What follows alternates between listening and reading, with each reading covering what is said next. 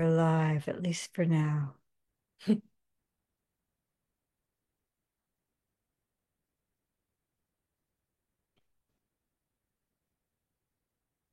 Okay. Let's make sure that's okay. It's good. It's on pause, so you're fine. Um, and it's live. Yeah. And then I shrink this one.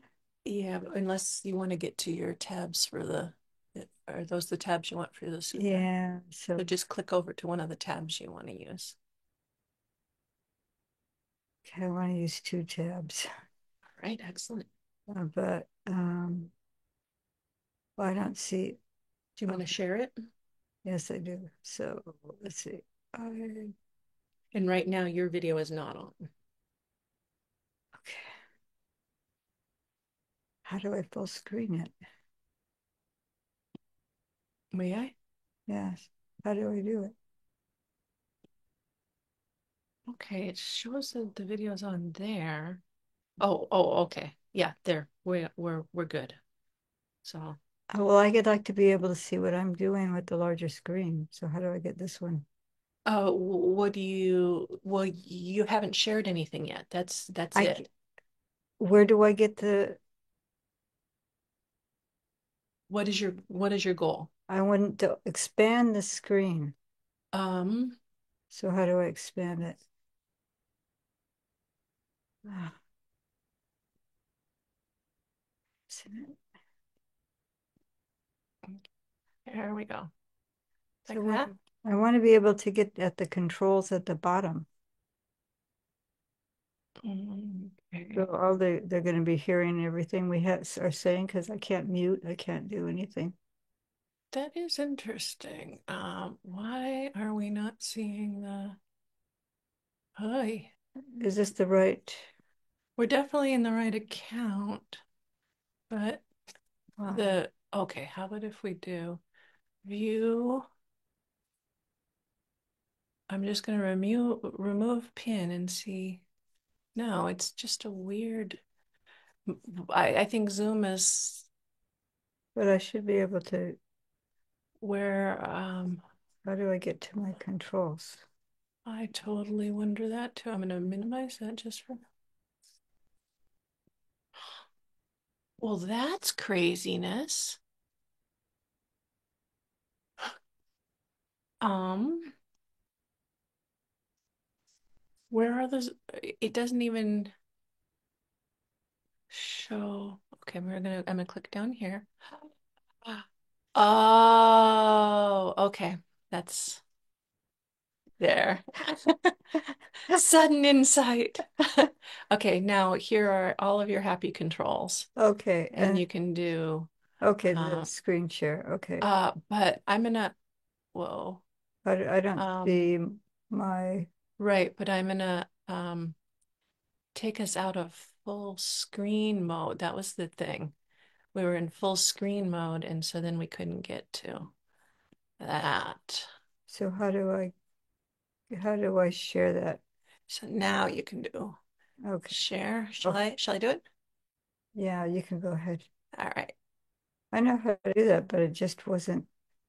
Yeah, there. And now the screen controls are they pop up.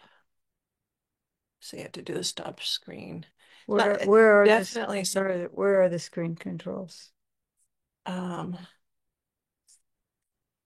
if I go up here, they pull down. Zoom is tried to be helpful. Okay, so up here. Yeah, All right. there they come. Okay, so excuse us. We're still. I think this is a development of what's called Conti or patience when things are always changing. This is the law of anicca. So, and then things change and it seems quite difficult to us. Um, but that wasn't the main thing I wanted to speak about today. I wanted to speak about uh, a sutta called the Grade of the Tamed. And um, Is it visible on yours On the YouTube? on the Yes, YouTube? absolutely. Okay. Yeah. Um,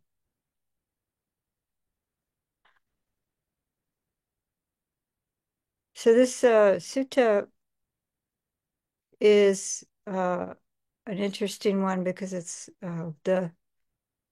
talks about the gradual training, but there's a major or an interesting difference that doesn't appear often in the suttas.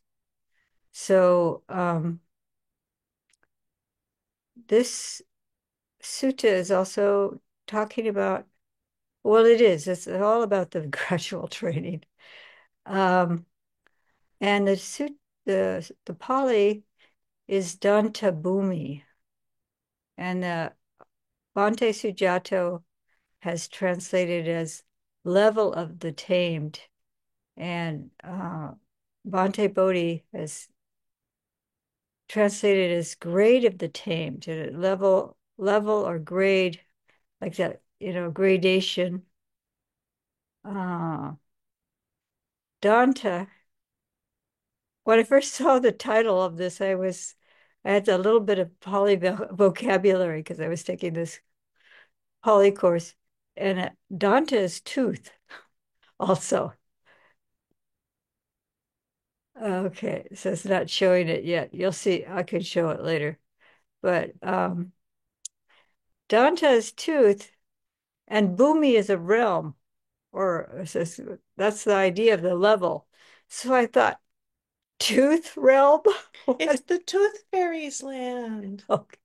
Okay. So anyway, um, so I then of course I looked at what was the level of the tamed, and that seemed very mysterious too. Um, but it's about the gradual training and those who train or tame themselves, as opposed to those who are kind of unruly or ruled by their sense desires and ruled by their kilesas. So we'll start reading. So have I heard at one time the Buddha was staying near Rajaga, Rajagaha in the bamboo grove, the squirrels' feeding ground. Now at that time, Navas Achirawata was staying in a wilderness hut. Then Prince Jayasena was going for a walk, and he approached Achirawata and exchanged greetings with him. When the greetings and polite conversation were over, he sat down to one side and said to Achirawata, Mr. Ajiwasena, that's his, well, here's maybe a Brahmin. I think it's a Brahminical name. I have heard that a mendicant who meditates diligently, keenly, and resolutely can experience unification of mind. And that's Chitasa Egatatam. Egatatam. So that's Chitta is the mind, and the one unification is Egata. So the novice responds, that's so true, Prince. That's so true. A mendicant who meditates diligently, keenly, and resolutely can experience unification of mind. Mr. Ajiv Vasena Sana, excuse me, please teach me the Dhamma as you have learned and memorized it. I am not competent to do so, Prince. And there, how does Bhante Bodhi translate that response? I'm not, Um, it's a little bit different. if I cannot understand the meaning, that part, No, or I'm not competent to do so. um, if I can understand the meaning. And then he replied, No, he said, oh, I'm sorry. teach me, please teach me as you learned and memorized it. I shall teach you the Dhamma Prince as I have heard it and mastered it. No, above that. Above, I cannot teach you. Ha, ha, ha. Yes, it's a I, slow morning. I cannot teach you the Dhamma Prince as I have heard it and mastered it. For if I were to teach you the Dhamma as I have heard it and mastered it, you would not understand the meaning of my words, and that would be wearying and troublesome for me. yeah, so there's some slight differences there, which is a little interesting. So I am not competent. He says he's not competent and he's not able to do it. Yeah, I cannot. I Yeah. cannot because I cannot. Okay, because I think I'm getting from it is I cannot because you won't understand it. Yeah, And then, and that's what's a bother. and then, Bhante Sujato says he's not competent. Well, yeah, we learned that through the sutta that he's also might be kind of covering that, oh, I might not be such a good teacher. So So, for if I were to teach you the Dhammas I've learned and memorized, and he said, Bhante Bodhi said, mastered it. And that is yet uh, learned by heart, mastered. So that could imply a couple of things that maybe he is gaining a certain amount of mastery and attaining the mm-hmm, unification of mind. mm-hmm. Uh, Mr. Ajiwasana, please teach me the Dhamma as you have learned and memorized it. Hopefully, I will understand the meaning of what you say. I will teach you. If you understand the meaning of what I say, that's good. If not, then leave each to his own, and do not question me about it further. Yeah, then leave it at that and do not question me about it further. Mr. Ajiwasana, please teach me the Dhamma as you've learned and memorized it. If I understand the meaning of what you say, that's good. If not, then I will leave each to his own and not question you about it further. Then the novice, Chiwara Wata, taught Prince Jayasena, excuse me, the Dhamma as he had learned and memorized it. When he had spoken, Jayasena said to him, it's impossible, Mr. Gilasena. It cannot happen that a mendicant who meditates diligently, keenly, and resolutely can experience unification of mind. Having declared that it was impossible, Jayasena got up from his seat and left. I can just totally picture it because I mean it happens. Somebody comes and they say, this stilling of the mind, no, there's so much thought, it's not possible. My mind will never be still. I've definitely heard that. Yeah. So I think also maybe he wanted a quick fix and he just Yeah. he says that's just not possible. No one can do that. Because it takes more work than he was hoping, Yeah. as we'll see. Not long after he left, Acharyawata went to the Buddha and sat down to one side, and informed the Buddha of all that they had discussed.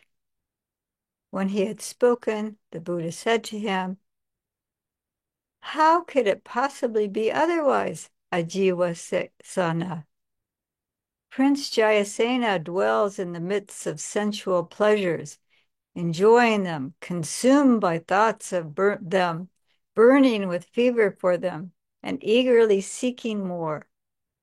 It's simply impossible for him to know or see or realize what only can be known, seen, and realized by renunciation.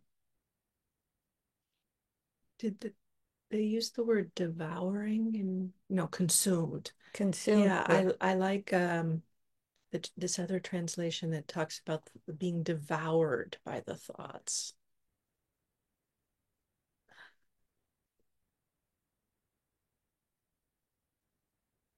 So being a prince, and during the time of the Buddha, they lived a very privileged and also very indulgent lifestyle at the expense of many other people. Yeah. Um, so the royalties, yeah, the royalty were often in the warrior class. And the Lord Buddha came from the warrior class and he left that indulgent lifestyle. So he knew all the ins and outs of it. He knew it well. And he also knew about training animals because this is one of the things that they used not only for agriculture, but for warfare. So that's going to be discussed here. But it's in a simile form. So just understanding that the human mind can be very much like an animal and that we need to tame or train it. So now the Lord Buddha starts to uh, give some teaching. Suppose there was a pair of elephants or horse or oxen in training who were well tamed and well trained, and there was a pair who was not tamed or trained. So there's this word, I can find it here. Soon, Suwita. That's well trained, well disciplined. And there's this weenie in here, Winita. And here's the untamed or trained, untrained, uneducated, undisciplined. What do you think, Ajiwa Sana? Wouldn't the pair that was well tamed and well trained perform the tasks of the tamed and reach the level of the tamed? So that would mean that they can do there would also be known as a well-trained animal. They would be, I guess they would grade the animals somehow or have I mean, they would know which animals to use for which tasks, and some Mhm. are not well tamed and yeah, they're not uh, useful.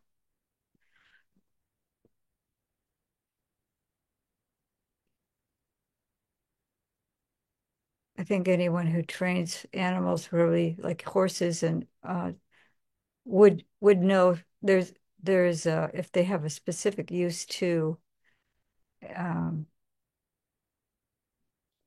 that animal would be known as its for its good qualities. Wouldn't the pair that was well tamed and well trained perform the tasks of the tamed and reach the level of the tamed? Yes, sir. But would the pair that was not tamed and not trained perform the tasks of the tamed and reach the level of the tamed, just like the tamed pair? No, sir. In the same way, Prince Jayasena dwells in the midst of sensual pleasures, enjoying that, consumed by thoughts of them, burning with fever for them, eagerly seeking more. It's simply impossible for him to know or see or realize what can only be known, seen, and realized by renunciation.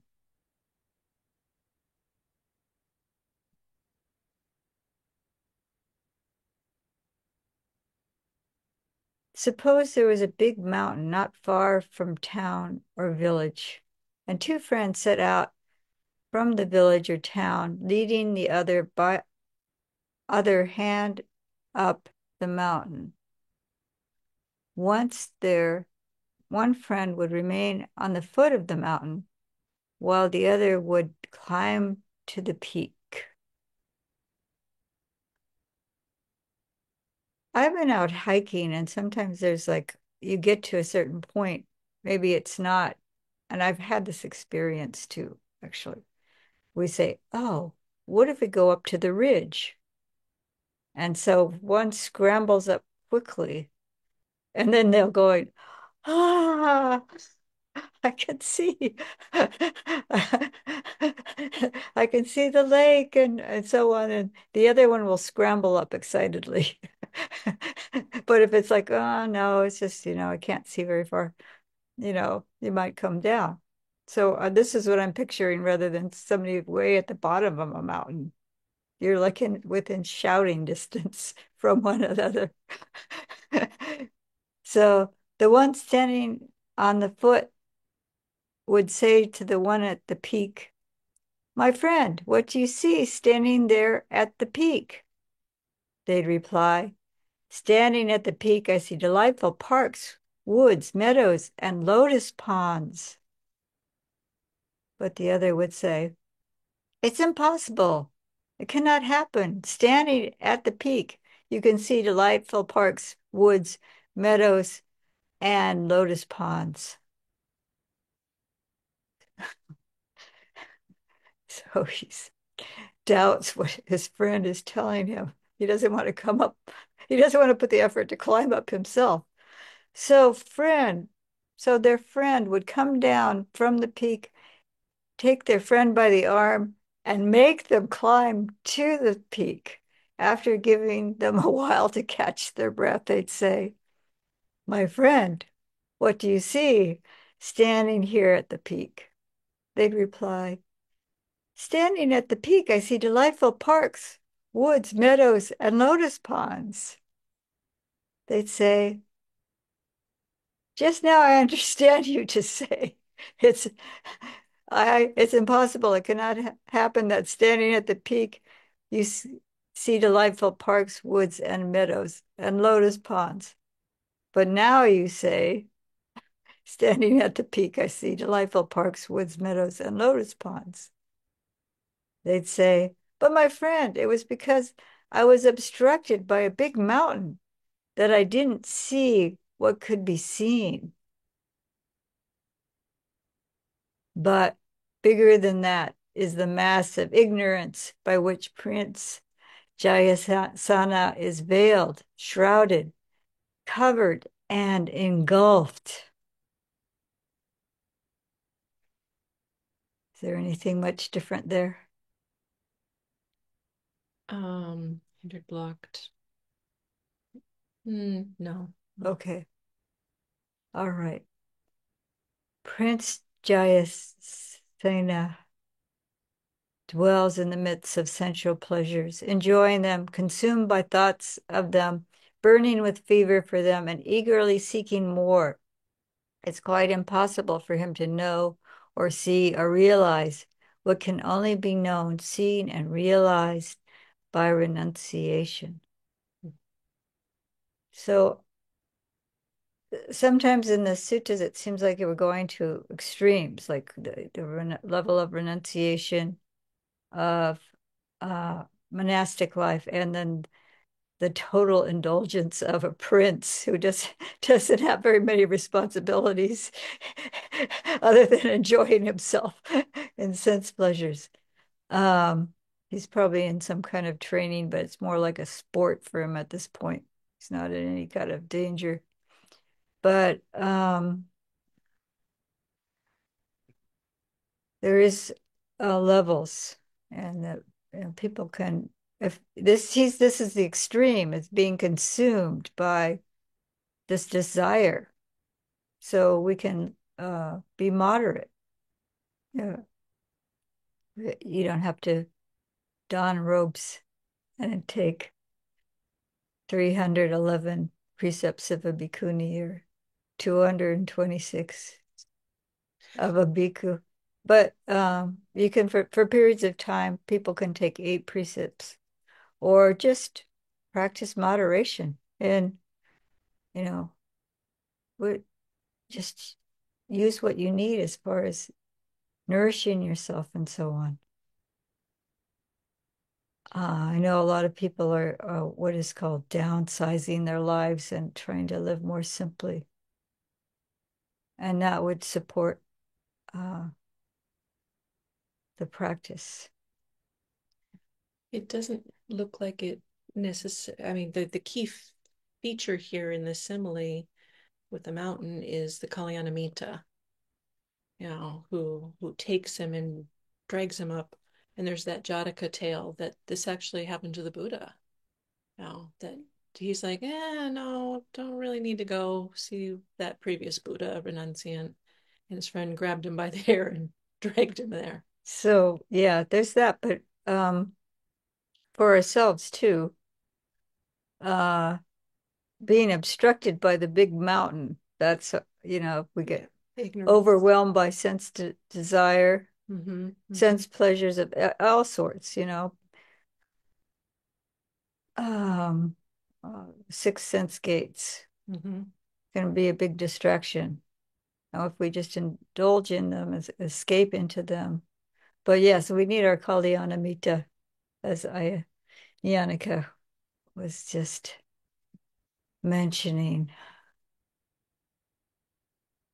So the Lord Buddha gave the novice two similes, and then he says, it would be no wonder if, had these two similes occurred to you, Prince Jayasena would have gained confidence in you and shown his confidence. But, sir, how could these two similes have occurred to me as they did to the Buddha, since they were neither supernaturally inspired nor learned before in the past? And I think this is kind of cute. It seems like a teenager would be like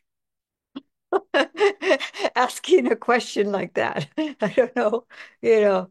And then how does it sit? How is it said there? Um, how could these two similes have occurred to me with reference to Prince Jayasena as they occurred to the Blessed One, since they are spontaneous and have never been heard before? It's like, but I've done my best to memorize everything, and you didn't say this before, so how could I? Yeah, something like that. It's just like I've been there. I've been there. so the Buddha just kind of ignores this question. Suppose Ajiwasana, an anointed aristocratic king, was to address his elephant tracker. Please, good elephant tracker, mount the royal bull elephant and enter the elephant wood. When you see a wild bull elephant, tether it by the neck to the royal elephant. Doesn't that sound like a simple task? But we're learning about elephant training here, so they somehow it may be the other elephant lures the wild elephant because yes, Your Majesty, replied the elephant tracker, and did as he was asked. It was probably quite a feat, actually. The royal elephant leads the wild elephant out into the open. It's only then that it comes out in the open. For a wild bull elephant clings to the elephant wood. The elephant tracker informs the king, Sire, the wild elephant has come out into the open. Then the king addresses his elephant trainer. Please, good elephant trainer, tame the wild bull elephant. So this is a different person. Subdue his wild behaviors, its wild memories and thoughts, its wild stresses or stress, weariness and fever. Make it happy to be within a village and instill behaviors congenial to humans. So we're going to see step by step. And I think in the agamas, the Chinese parallels, it has more detail about this simile, how it's step by step, and reference to what's happening to this elephant. So the coming out into the open has to do with going forth into monastic life and leaving your household life, all the things that you did in your household life behind. And then there's a teacher who is to tame the elephant, the wild animal. Yes. It's just a memory is coming up. I was at an ordination for someone, and another bhikkhuni was concerned, really wanted this new monastic to do well. But they could see that that monastic wasn't happy. And she leaned over and she says, "We need to help her. She's not happy like us." Mm. And that could really see that that quality that is being talked about here of actually delight, translation here says to delight in, that if you're not getting that happiness, then it's going to be really hard to stay with the renunciation. Hmm.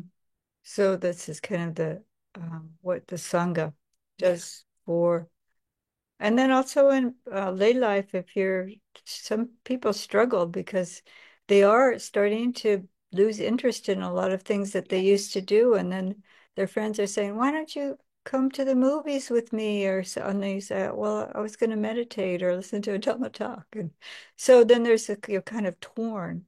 Mm-hmm. And then if you have fellows or others who are doing the same thing, then it's not you don't feel as lonely. Yeah. And maybe some of your friends get interested in what you're doing, but have them listen to Ajahn Brahm or something. Anyway, that's just my plug. I like him.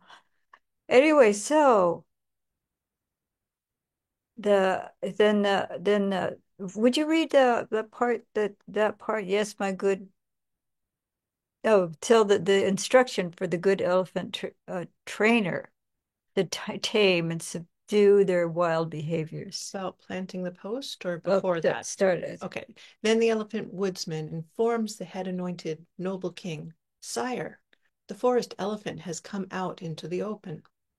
The king addresses his elephant tamer thus: "Come, good elephant tamer, tame the forest elephant, subdue his forest habits, subdue his forest memories and intentions, subdue his distress, fatigue, and fever over leaving the forest.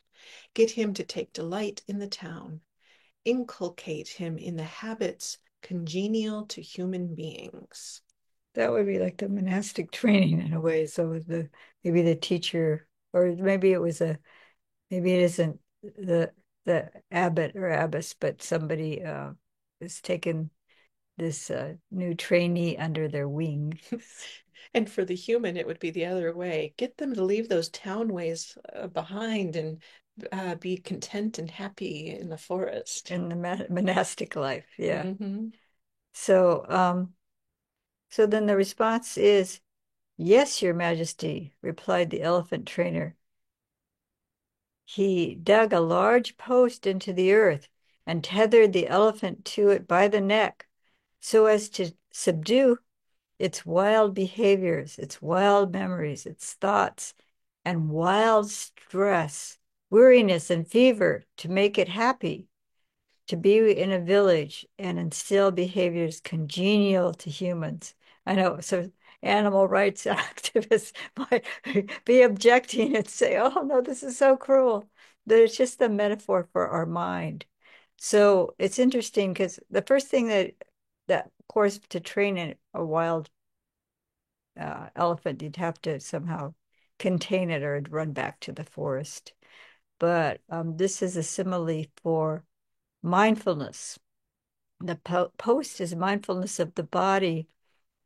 And the training, the gradual training does encompass the mindfulness is an aspect or an element in all the training.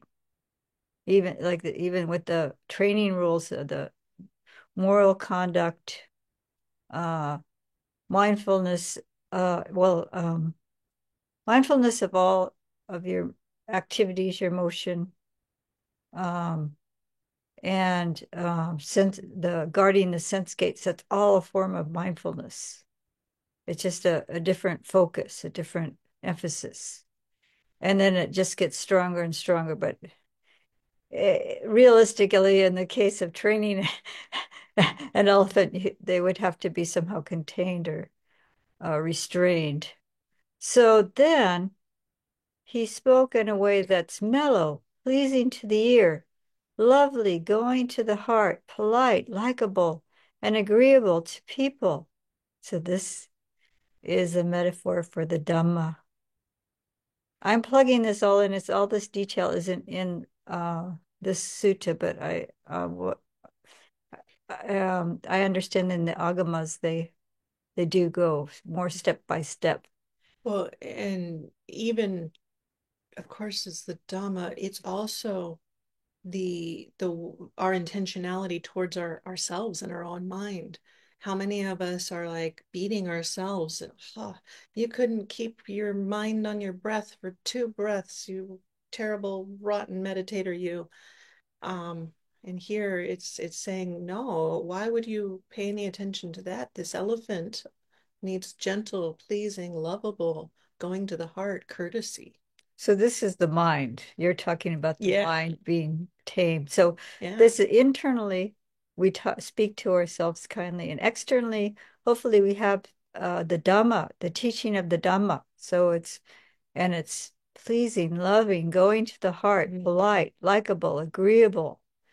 There's a certain amount that's apparent here and now and really helpful to us. And then we internalize that. Spoken in such a way, the ele by the elephant trainer, the wild elephant wanted to listen. It actively listened and tried to understand. So this is us applying ourselves to the Dhamma, the teachings that we hear. So the elephant trainer rewarded it with grass, fodder, and water. So I think this is like we're being nourished by the nutriment of the Dhamma and our sada, uh, our conviction, our faith, our confidence in the Dhamma is rising up. So when the elephant accepts the grass, fodder, and water, the trainer knows now the wild elephant will survive. Because realistically, it might refuse the food from the trainer and it'll just waste away.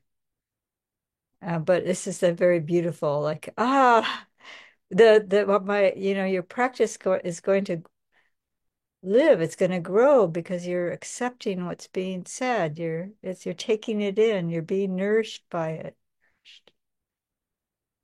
He sets a further tasks. Pick up, put down, sir. And this is kind of interesting. The elephant is called sir. Its bow is like madam, dear.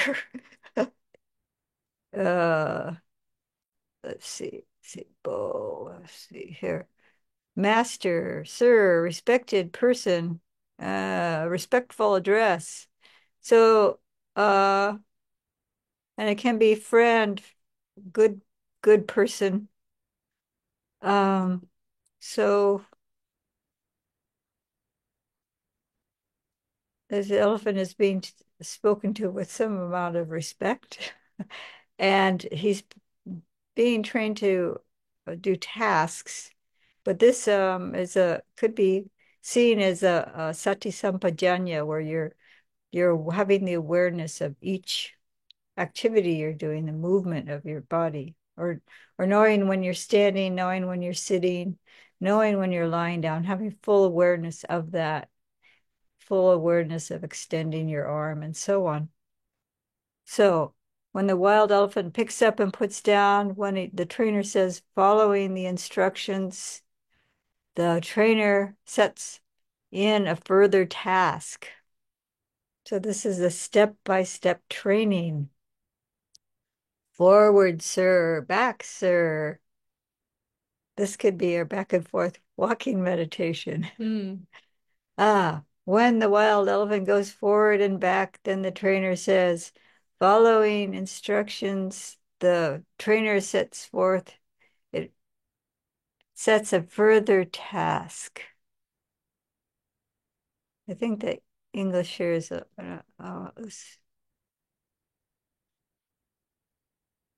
so the trainer is setting an additional trap. Stand, sir. Sit, sir. We might guess that's having to do with sitting meditation and standing meditation, or just a further mindfulness of all postures. When the wild elephant stands and sits, when the trainer says, following in the instructions, the trainer sets the task called imperturbability. This is when it starts getting really tough in your practice. What is a pedal to the metal? So I don't know what you would call it. It's just getting tough here. He fastens a large plank to its trunk. A lancer sits on its neck. Other lancers around surround it on all sides, and the trainer himself stands in front with a long lance. Now this is our sense gates. This is how I'm seeing this, that we're starting to be assailed by our senses because we're getting more sensitive and we're starting to use a little bit of sense restraint. But here we are in this human form with six sense gates. While practicing this task, it doesn't budge from its 4 feet or hind feet, its forequarters or hindquarters, its head, ears, tusks, tail, or trunk. The wild bull elephant endures being struck by spears, swords, arrows, and axes. It endures the thunder of drums, kettle drums, horns, and cymbals, rid of all crooks and flaws, and purged of defects. It is worthy of a king, fit to serve a king, and considered a factor of kingship.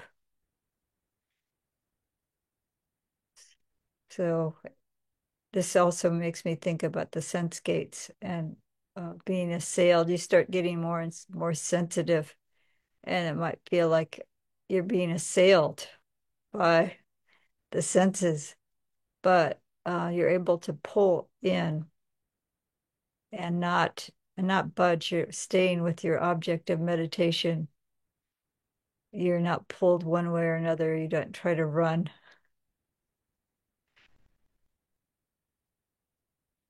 That's my interpretation of that. And the imperturbable in the Buddha's teaching is a fourth jhana.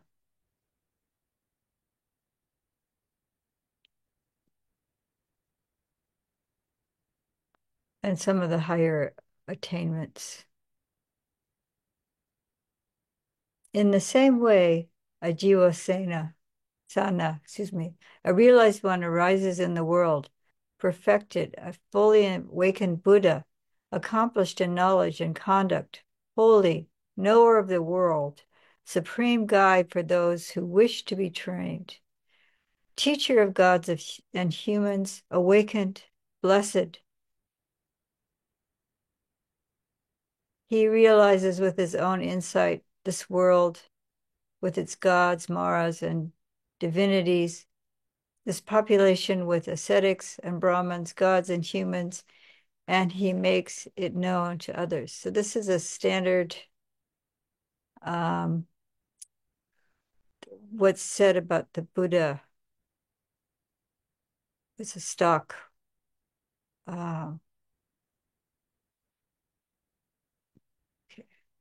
one of those stock phrases. he proclaims a teaching that is good in the beginning, good in the middle, good in the end, meaningful and well phrased. And he reveals a spiritual practice that is entirely full and pure. A householder hears the teaching, or a householder's child, or someone reborn in a good family. They gain faith in the realized one.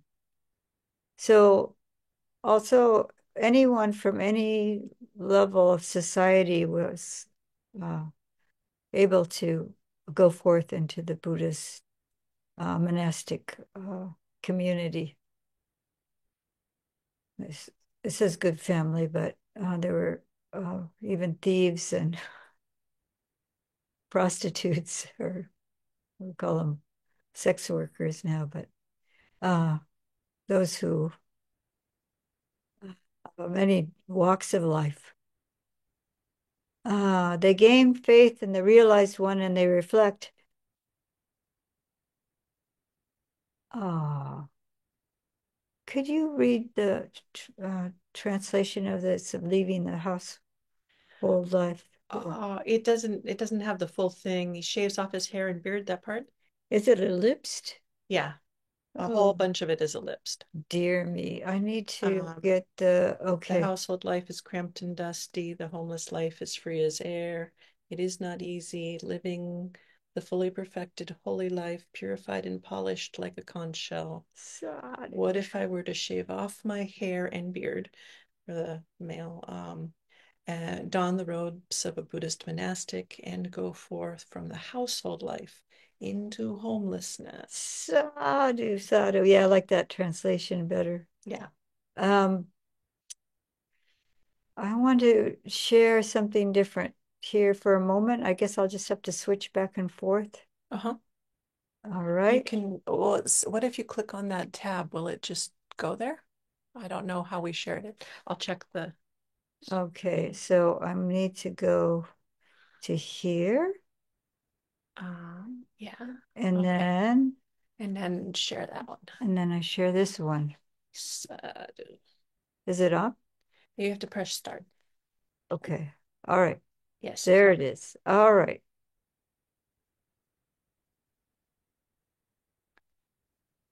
Okay, so this is what they refer to as Majjhima Nikaya 107. And this is about training horses, which is very interesting. Uh, um, but we're just going to go to it, what's ellipsed quickly because we don't have a lot of time. Right. Okay. Giving up. Okay, so they've gone forth into uh we might have to do this in two sessions, I think. Okay. But We're just starting to get into the training. I know. Uh this is the training.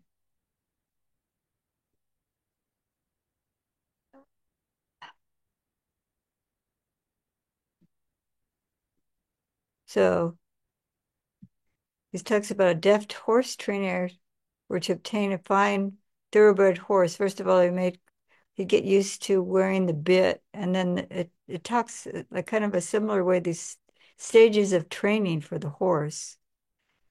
And then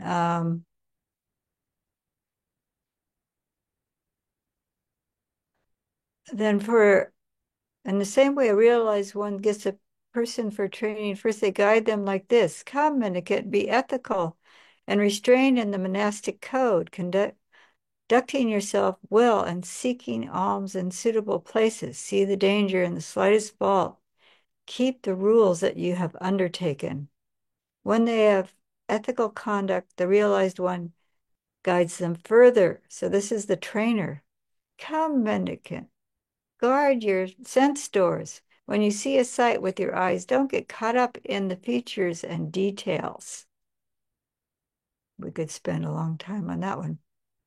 If the faculty of sight were left unrestrained, bad and unskillful qualities of covetousness and displeasure would become overwhelming. For this reason, practice restraint, protect the faculty of sight, achieve restraint over it. And that's the same with the uh, sound, odor, flavor, touch, and ideas. What's this?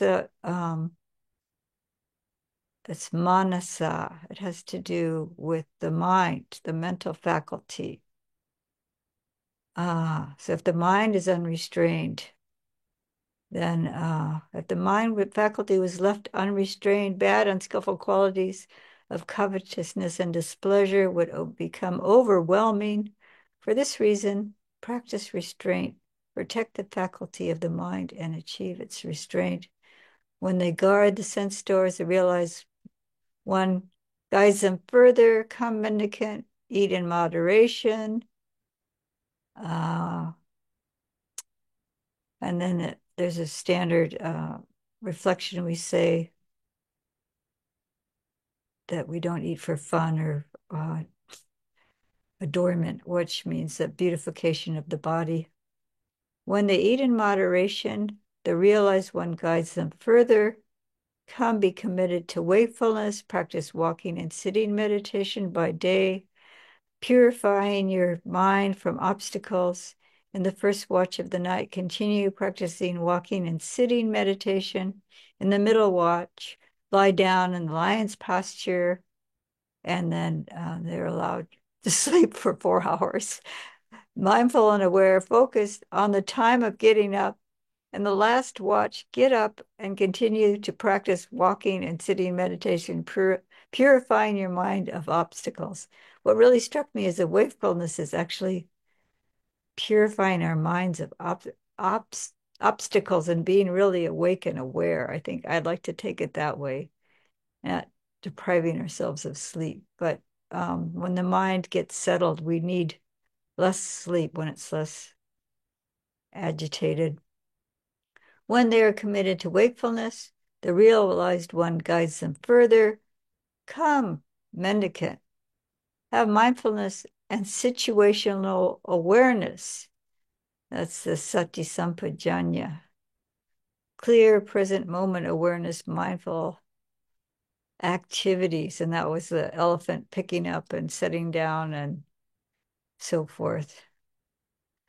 When they have mindfulness and situational awareness, the realized one guides them further. Come, mendicant, frequent a secluded lodging, a wilderness, a root of a tree, hill, a ravine, a mountain cave, a charnel ground, a forest, the open air, a heap of straw, and they do so. So after all this training, only then do they go into seclusion. They don't go into seclusion at the get-go. So after the meal, after they've gone to the alms round, they sit cross-legged with their body erect and mindfulness established before them or in their presence is what Bhante Sujato says.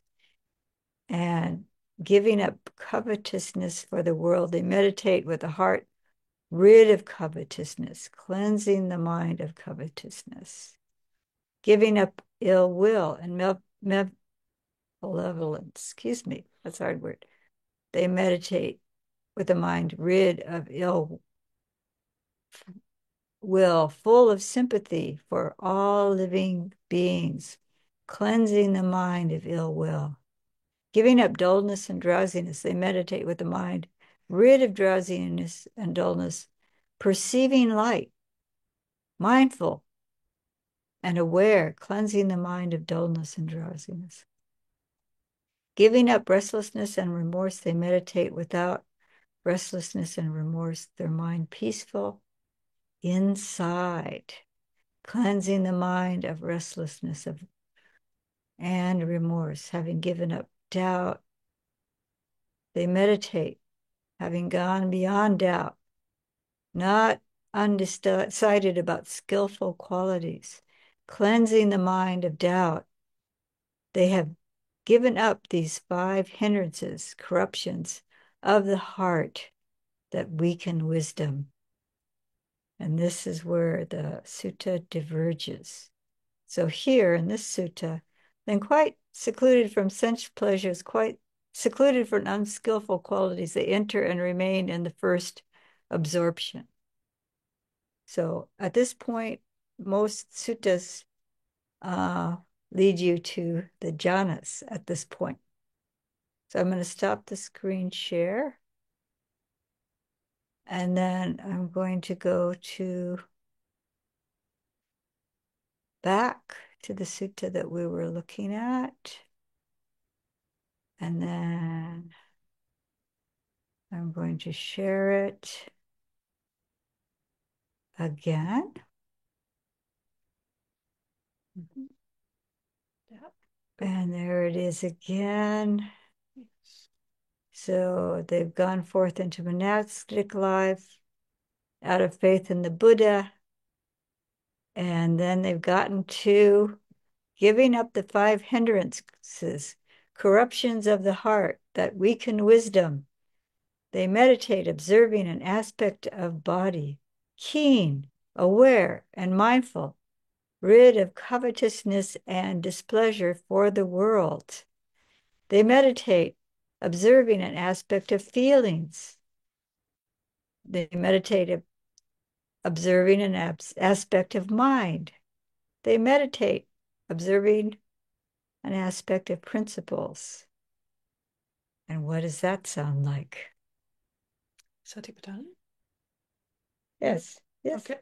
So where's your, would you read Bhante Sujata's translation? I mean, Bhante Bodhi's?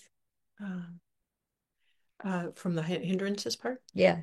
Having thus abandoned these 5 hindrances, imperfections of the mind that weaken wisdom, one abides contemplating the body as a body, ardent, fully aware and mindful, having put away covetousness and grief for the world.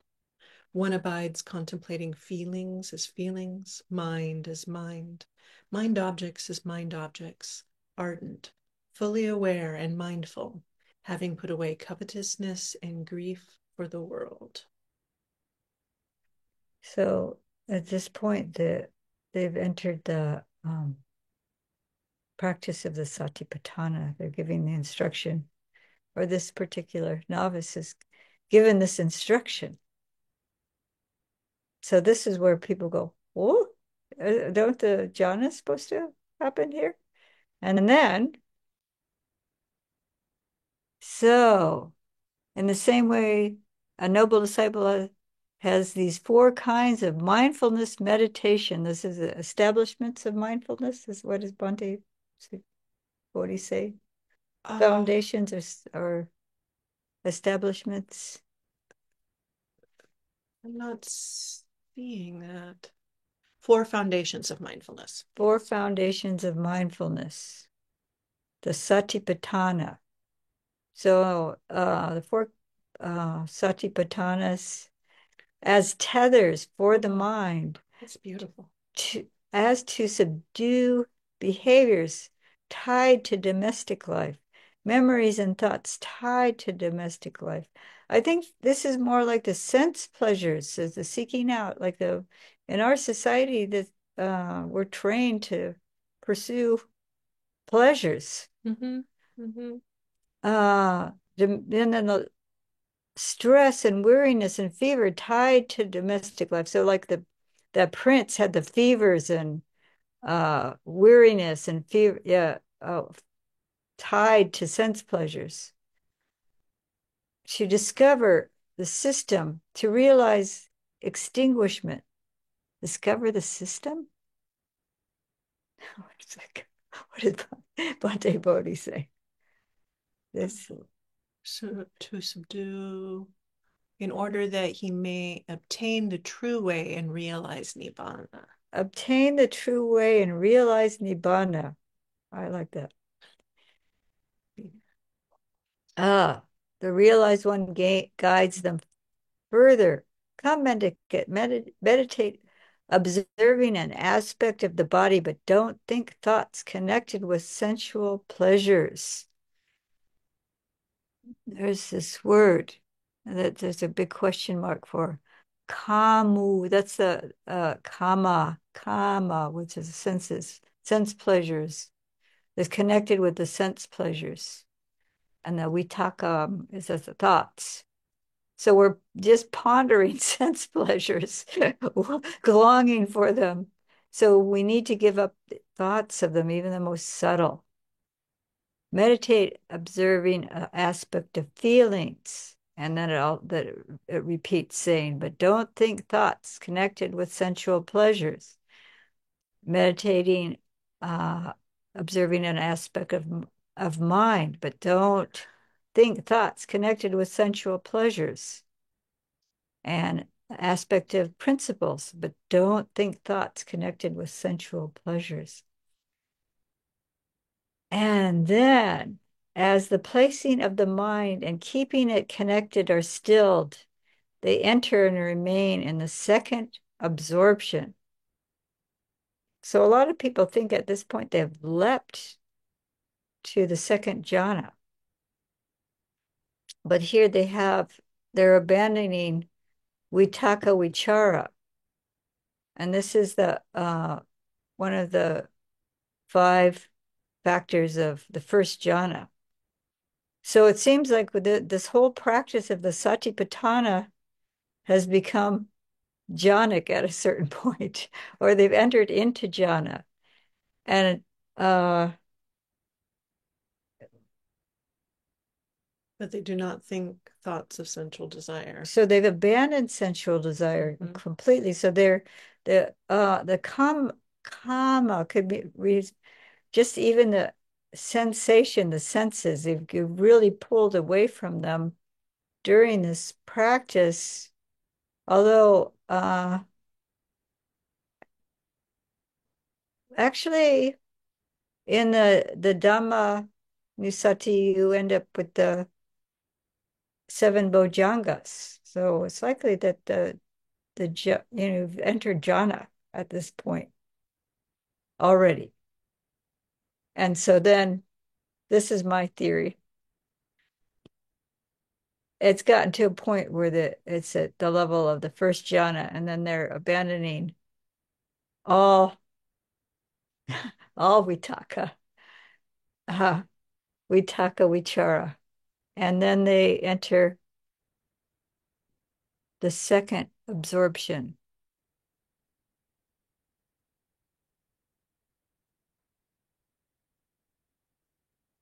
And then there's this, they ellipse it here, so it's the standard for the 4 jhanas. We're a little bit over, but that's okay. It's just a few. We're towards the end of this sutta, and we started late because of our Tech. huh, Tech. tech issues. When their mind has become immersed in samadhi like this, purified, bright, flawless, rid of corruptions, pliable, workable, steady, and imperturbable, they extend it towards recollection of past lives. They recollect many kinds of past lives. That is 1, 2, 3, and so on. I'm not going to read all of that, and so they recollect many kinds of past lives, many eons of world contracting and eons of world expanding. When their mind has become immersed in samadhi like this, purified, bright, flawless, rid of corruptions, pliable, workable, steady, and imperturbable, they extend it towards knowledge of the death and rebirth of sentient beings. This is all dotted. It then jumps down to able to endure cold and heat. Okay, so that's all ellipsed. Yeah, so there's a little bit different wording about they're directing their mind. It says extend the mind, but there's a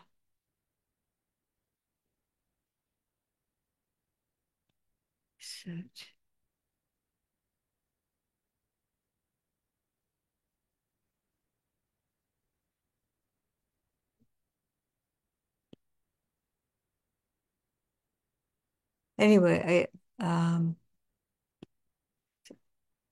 think directing the mind may be Abin, chitta. yeah, Chiton Abininamati. Oh, thank you. It's right, yeah, that one. Okay. Font's too small for me. I'm gonna Yeah, it's kind of a small font. So, Abininamati. maybe it was it. Anyway. It's the last word. Oh, okay. You should have known that's There the we go. verb. Yeah. Okay. Inclines towards, bends, directs. And it also says stretches out, extends. So that would, yeah, I guess it could be a combination of those two things, like directing, like I'm looking at something specific. It says literally, oops, just missed. Literally bends out all of the way. And Okay. so, yeah, it's a for me, it's also like a sense of all in. Uh-huh. I'm all So, in. but it's also the directing It's too, directed for sure. because I could be reaching out towards sense pleasures or I'm reaching out towards, oh, the knowledge of the destruction of the taints. Yeah. When immersed, when their mind is become immersed in samadhi like this, purified, bright, flawless, rid of corruptions, pliable, workable, steady, and imperturbable, they extend it towards knowledge of the ending of defilements. So this is a how Bhante Sujato says asawas, Bhante Bodhi says taints. This is asawanam, a discharge from a sore. Uh, this body or mind. The unwholesome mental states are like Mhm. like a Infected pussy. yeah, yeah, right. Discharge from a sore. Let's see, extract name of a group of flawed. It's very strange, but we understand that we're trying to abandon. That's why that's called influxes and outflows and all this kind of thing. Is it flowing in? Is it flowing out? It's both. It's like we're seeing things and then we're wanting it, or we're seeing or hearing things and we don't want it, or something like that. So all the asawas have been destroyed. They truly understand this is suffering. They truly understand this is the origin of suffering. They truly understand this is the cessation of suffering. They truly understand this is the practice that leads to the cessation of suffering. They truly know these are the asawas, the defilements, the taints, the in and outflows. This is the origin of the defilements. This is the cessation of the defilements. This is the practice that leads to the cessation of the defilements. Knowing and seeing like this, their mind is freed from defilements of sensuality, desire to be reborn, and ignorance. So these are the three asawas that are destroyed.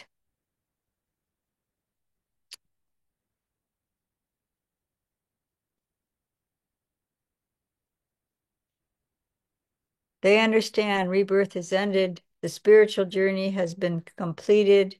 What had to be done has been done. There is nothing further for this place. No more coming to any state of being. Sometimes Bhante Sujata, I'm a little surprised by the translation because I'm used to something else. Okay.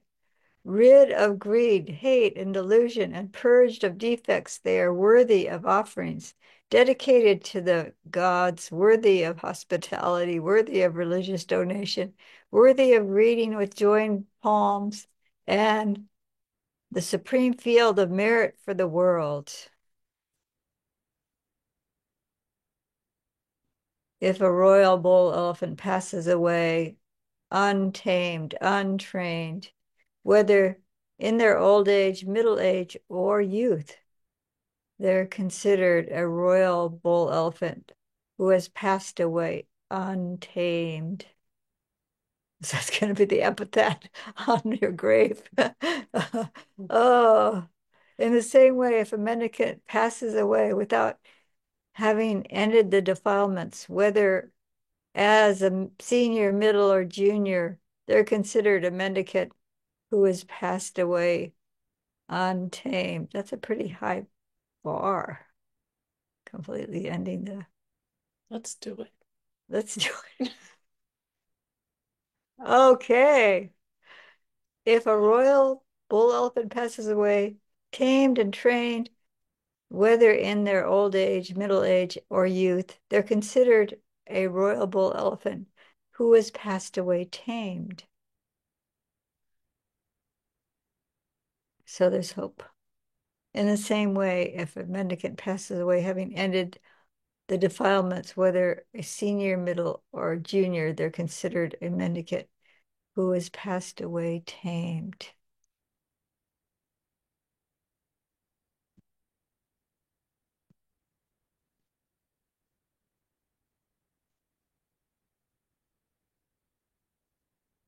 That was what the Buddha said, satisfied. Achiravata approved of what the Buddha said. Sadhu, sadhu, Sadhu, sadhu. sadhu. I think he delighted in Oh, of the course. one's Yes. words, the not. I like delight better than approve. It just has a very different quality. Yeah, the novice Achiravata was satisfied and delighted in the Blessed One's words. So thank you all for your patient listening, and we will end for now. Stop the screen share. And or the YouTube. You have to go to more for the YouTube, Yeah. or do I go? There's or up here at the top. Yeah, that's what Yeah. I thought. Either way.